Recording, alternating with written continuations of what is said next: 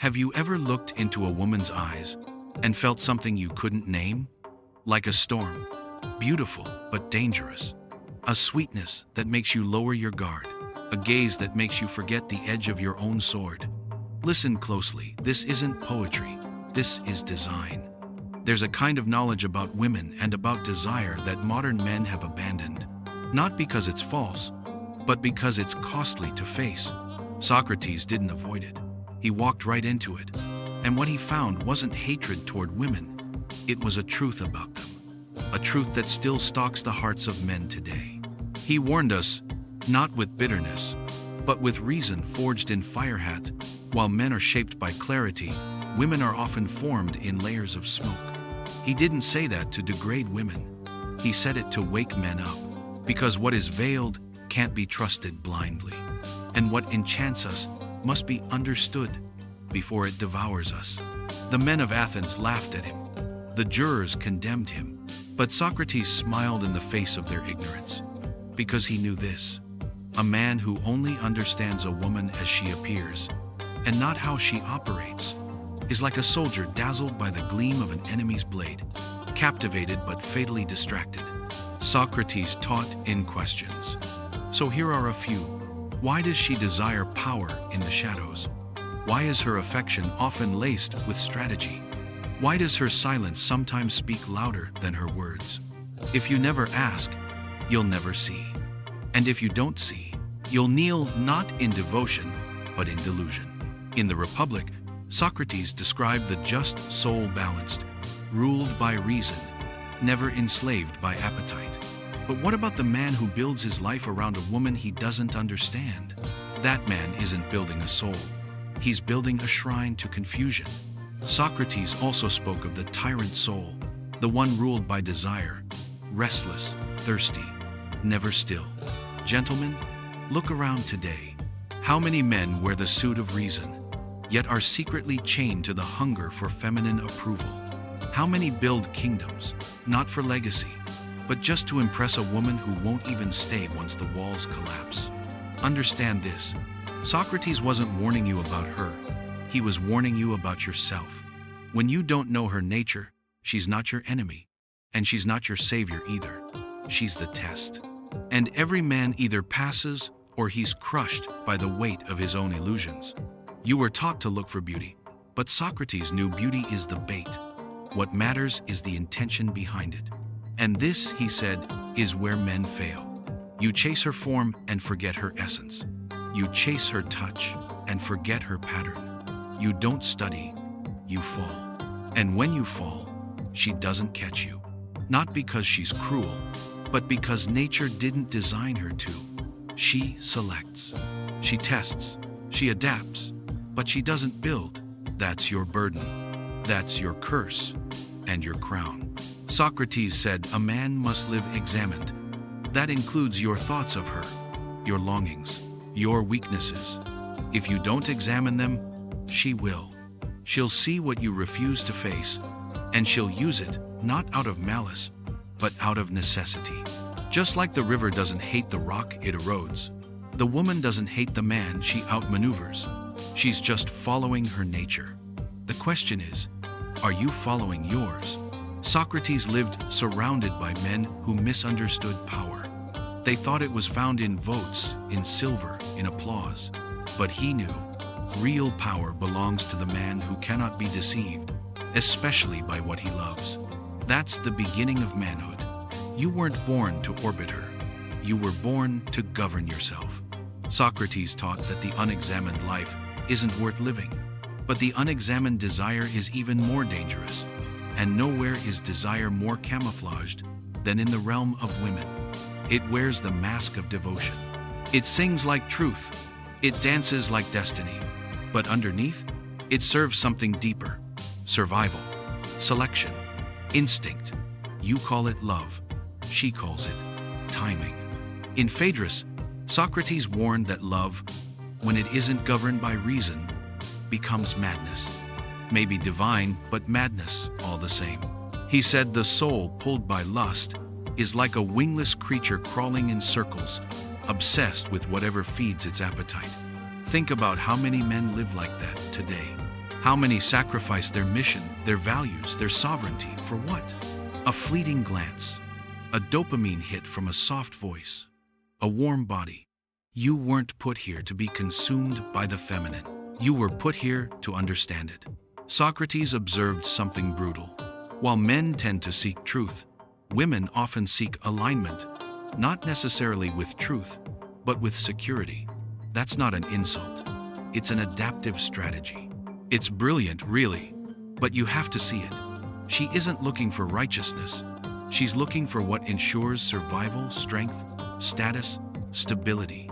Your intellect doesn't seduce her. Your ambition does. Your certainty does. Your command of reality, that's what draws her. But here's the trap. If you give her the crown before you wear your own, she'll never kneel. If you elevate her above your mission, she'll test you until you fall. Not because she's cruel, because that's what you revealed, that your soul is for sale. Socrates said the soul has three parts: reason, spirit, and appetite. The highest man lives where reason commands. But when appetite, sexual, emotional, social, takes the throne, the man dissolves. He no longer leads. He follows. Not her, but his hunger for her. You know these men. We all do. The ones who have no light unless she gives it to them. The ones who kneel without even asking what altar they're kneeling at. The ones who would burn their own principles just to keep her warm.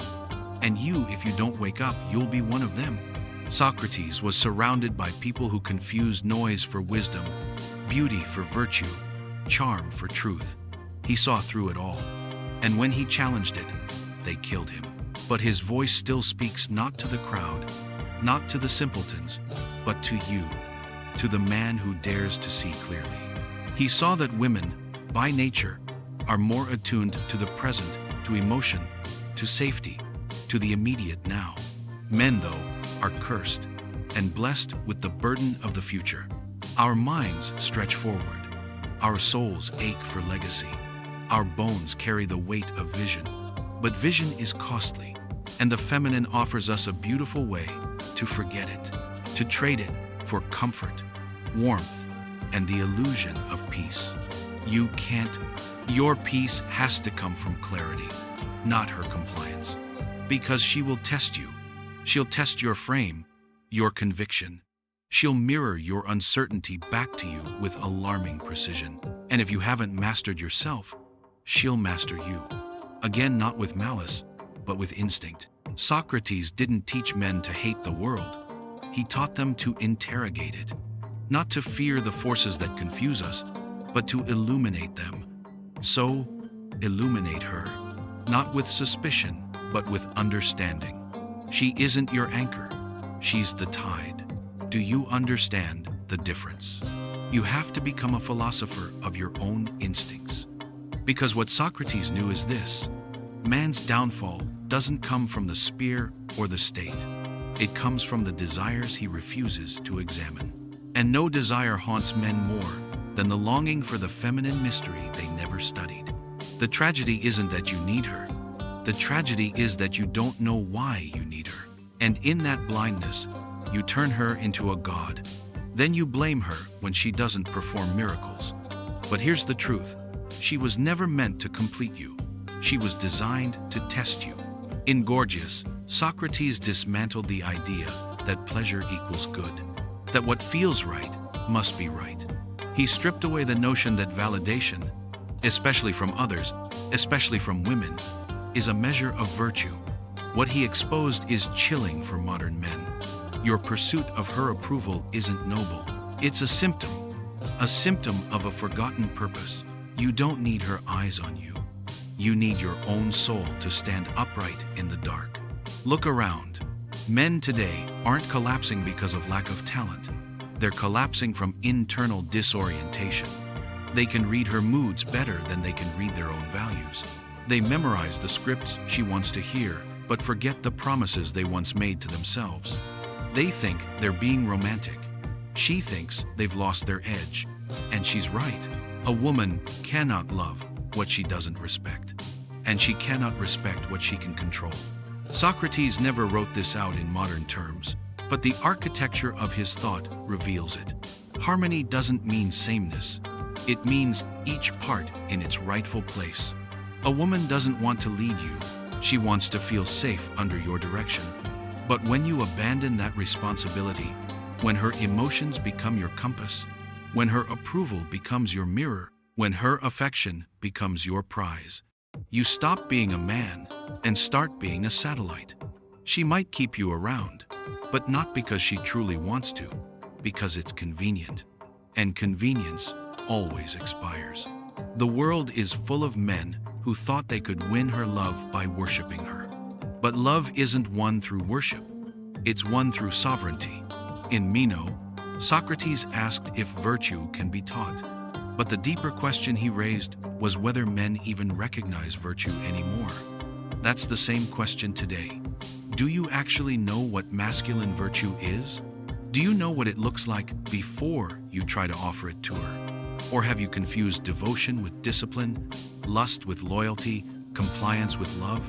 Here's the truth. She doesn't want you broken. She doesn't want you needy. She doesn't even want you nice. What she wants is real. And a real man doesn't orbit the feminine. He orbits the good, the true, the just. And he invites her to walk with him only if she can keep pace. When she sees you live by principle instead of persuasion, when she sees you speak with restraint, lead with clarity, and love without losing yourself, she follows. Not because you demanded it, but because you deserved it. That's the paradox Socrates understood. Power doesn't come from chasing it. It comes from being the kind of man who doesn't need it from anyone else, especially not from her. The moment you stop seeking her favor and start seeking your form, not the form of your body, but of your essence, you become untouchable. Not because you're hardened, but because you're whole. Wholeness is the forgotten wealth of men. The temples of Athens weren't built for comfort. They were built for virtue. They were measured in trials, etched into stone, and whispered into the ears of men by Socrates and his peers. Know thyself, not please her, not serve her, not become what she desires. Know yourself, because in knowing, there's power, and in power, there's peace. But most men today are not at peace. They're at war not with women, but with the lies they've told themselves. Lies that her love will save them, that her body will cure their restlessness, that her smile can replace selfhood. That isn't love. That's intoxication. And every philosopher knows the drunk cannot see the truth. Socrates often spoke of forms, the perfect realities behind the shadows of this world. There's a form of womanhood, just as there's a form of manhood. But modern men chase only the shadow, the curve of her body, the spark in her eyes, the promises in perfume and posture. They forget to ask, what does this form serve? What does it protect? What does it devour? She isn't evil. She's efficient. She isn't deceptive. She's adaptive. She isn't broken. She's complex. Her instincts are sharper than your fantasies. Her choices are quicker than your affections. And when your gaze is clouded by lust or longing, she sees what you don't, your weakness. Socrates never said this outright, but it's implied everywhere in his dialogues. You are either governed by reason or governed by desire. There is no third option. The man who falls into her without a map doesn't become free. He becomes lost. Smiling maybe, but drowning. And then what happens? He blames her for the undertow he never trained to face. But a man trained in reason, a man who has interrogated his instincts, who has stared down his own thirst, who unmasks illusions before they seduce him, that man doesn't drown. He sails. And she will respect him, not because he's cruel, but because he's clear. In Symposium, Socrates speaks of Diotima, a woman who taught him about love. She explained it as a ladder, from love of one body to love of all bodies, to love of the soul, then to wisdom, and finally to the divine. But most men never climb. They stay at the first rung.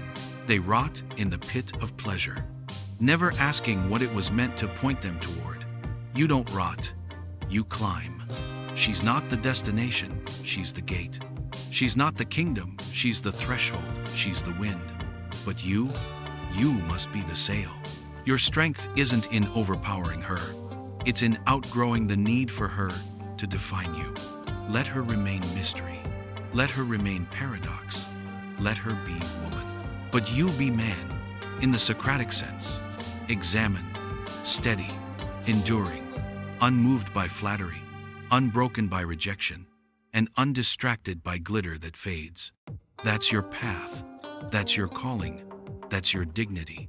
And dignity isn't given. It's forged in the weight of rejection, in the heat of silence, in the cold clarity of nights where no one is watching and no one is coming to rescue you. That's where Socrates would have you build. Not in her arms, not in her validation, but in your own inner court.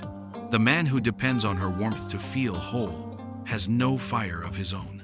The man who bends his will just to preserve her affection will eventually break, and when he does, she won't pick up the pieces. Not because she's cruel, but because she can't beg. Because even she is searching for a man who doesn't need her, but who chooses her. She isn't your therapist. She isn't your savior. She isn't the mirror you use to check if you matter. You want her to see you? Then stand where few men stand, in solitude, in discipline, in mastery, without needing to be seen at all. Socrates said, "The shortest and surest way to live with honor in this world is to be in reality what we would appear to be." And what do men always want to appear to be? Strong, wise, respected, desired. But how many are willing to do the work to become that? Don't chase her attention. Build presence. Don't chase her body. Master your appetites. Don't chase her love. Offer her your truth and let her decide how she responds. This is what Socrates meant by the examined life. Not just examining thoughts, but motives. Not just philosophy, but posture. Not just knowing what the soul is, but knowing what your soul does when it's confronted with beauty, temptation, or rejection. Because that moment when she tests you, when she pulls away, when she withholds that moment, is the sacred trial. That's the arena. And it's where most men throw away their crown and beg. But not you. You stand. You hold. You choose reason over reaction. Understand this. She's not the obstacle. She's the signal. If her silence breaks you, the silence was always inside you. If her rejection destroys you, the weakness was already there. Don't resent her for being what she is. Study her. Respect her design without surrendering to it. She's the wind. Wild, shifting, uncatchable. And you are the mast. You don't rage when the wind changes. You adjust your sail. That's manhood. Not control, not conquest, but unshakable orientation. This is the secret the world won't tell you. It's the truth, buried under soft philosophies and convenient lies. But Socrates, through every parable, every paradox, even through the poisoned cup, whispered it still, "Be unshaken." Because when you are unshaken, she feels it. Not in fear, but in awe. She knows this man cannot be moved. And when she knows that, she does what her nature compels her to do. She orbits. Not out of submission, but selection. Not as a prize to your posture, but as a response to your presence. See, women don't fall for men. They align with them. They mirror strength, not sympathy. They follow rhythm, not words. They're drawn to heat, not the flame that flickers, but the fire that endures. Socrates would never have begged for a woman's loyalty. He would have simply become the kind of man to whom loyalty is a natural response. Because he understood the hierarchy of energies. What is grounded governs what is fluid. And you, man, you are not meant to chase water with open hands. You're meant to build the channel and let it flow. The world today tells you to bend to her emotions, to soothe, to please, to adapt. And in doing so, it tells you to betray the one law etched into your bones. Do not bend unless it is by your will. Because once you fold to earn her favor, you'll fold again and again and again until you're no longer a man, but a memory. There is no equilibrium in a love built on self-betrayal. There is no intimacy without integrity. Do you want to know the kind of man a woman cannot leave? It isn't the richest, the most handsome, or the most poetic. It's the man who could walk away and still be whole.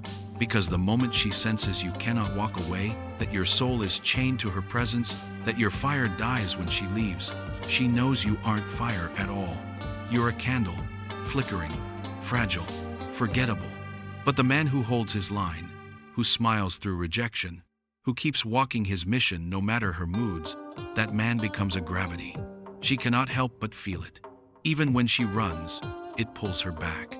Socrates knew this. He lived it. While others debated for vanity, he dismantled illusions. While others sought applause, he sought alignment with truth. And nothing is more true than this. A man's essence must remain unmoved by the approval of others, especially the one he desires most. Because she will test your core, not to destroy it, but to locate it. When she raises her voice, do you crumble? When she withholds affection, do you grovel? When she threatens to leave, do you lose direction? These aren't arguments. These are examinations. And every time you fail, she loses faith. Not because you're unworthy, but because you've shown her your kingdom is made of sand. She can't trust a man who needs her more than he needs himself. The pain you feel when she tests you, it's not punishment. It's an invitation. An invitation to rise, to refine, to become the kind of man who can love without losing, who can lead without dominating, who can feel without falling apart. This isn't empty stoicism. This is sovereignty. It's masculine essence stripped of addiction. It's the Socratic soul, calm, composed, impossible to control. And that, brothers, is where love begins. Not the kind that enslaves, but the kind that strengthens. You weren't born to kneel at the altar of affection. You were born to stand at the gates of truth, to guard them with your life. Socrates showed us this not with slogans, but with sacrifice. In his final moments, he chose death over dishonor, silence over compromise, truth over comfort. So what is that truth for you today? It's this: don't fear her nature. Don't try to rewrite it. Master your own. The woman isn't the battlefield. She's the mirror, the test, the tension that reveals your fault lines. And most men fail because no one ever taught them. The feminine isn't here to complete your soul. She's here to challenge it. Embrace that, and she becomes the forge. Resist it, and she becomes the fire that burns you. Don't ask her to be simpler. Become wiser. Don't ask her to stay. Become the man she doesn't want to leave. Don't ask her to heal your wounds. Heal yourself so deeply that your scars become scripture. Socrates gave no commandments. He asked questions. Questions sharp enough to pierce illusions, to strip away the masks, to wake the soul. And if you walk that path, you'll lose things, illusions, addictions, entitlements. But what you gain? You gain everything. You gain clarity, that rarest virtue in an age of noise. You gain calm, the kind of stillness that cannot be manipulated. You gain power not over others, but over yourself. And in mastering yourself, you've already conquered the world. They'll call you cold. They'll call you distant. They'll say you're too detached, too logical, too firm. Those are the cries of a world that fears men who can't be bent. Because such men don't bow to trends. They don't fold to temptation. They don't sell their souls for a kiss. They stand.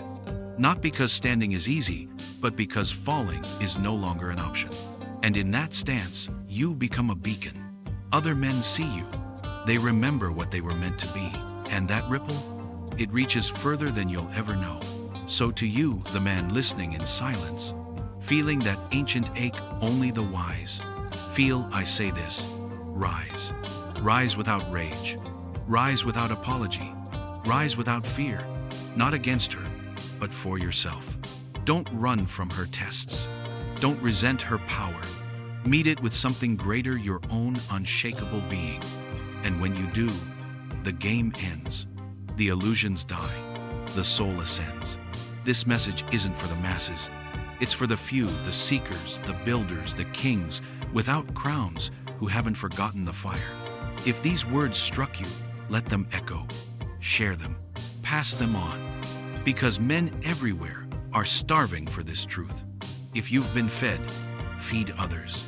Let this be the start of your return, not to dominance, but to discernment. The world doesn't need louder men. It needs clearer ones. Be that man and walk forward unshaken.